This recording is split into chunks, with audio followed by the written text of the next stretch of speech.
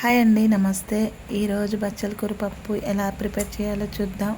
అన్నంలోకి చపాతీలోకి చాలా రుచిగా ఉంటుందండి. దేంట్లో అయినా ఈజీగా తినగలిగే రెసిపీ.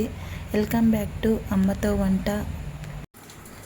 ముందుగా 1 కప్పు కందిపప్పు తీసుకోవాలి. కందిపప్పుని శుభ్రంగా నీళ్లు పోసి కడుక్కోవాలి. ఇలా శుభ్రంగా 2 సార్లు కడుక్కున్న తర్వాత 1 కప్పు కందిపప్పుకి 3 కప్పుల వాటర్ కరెక్ట్గా సరిపోతాయి.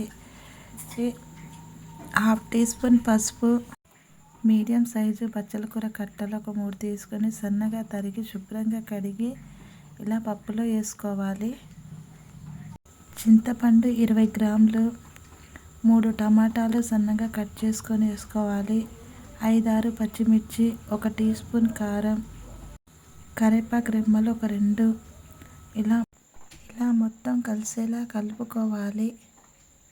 ఇలా మొత్తం కలిసేలా కలిపిన తర్వాత కుక్కర్ మూత పెట్టి 4-5 విజిల్స్ వచ్చేంత వరకు ఉడికించుకోవాలి.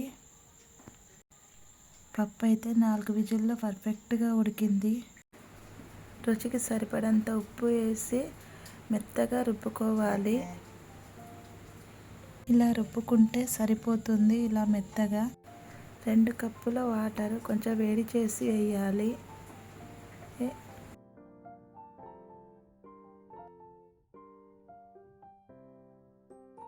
పప్పు తాలింపు కోసం 2 టేబుల్ స్పూన్ల నూనె, 5-6 ఎండుమిర్చి, 3 పచ్చిమిర్చి, 1 మీడియం సైజు ఉల్లిపాయ ముక్కలు, పోపు దినుసులు 1 టీ స్పూను, జీలకర్ర 1 టీ స్పూను వేసి బాగా కలపాలి. 2 కరివేపాకు రెమ్మలు వేసుకొని కలుపుకోవాలి. ఇలా మొత్తం ఫ్రై అయిన తర్వాత పప్పుని తాలింపు పెట్టుకోవాలి. అంతేనండి,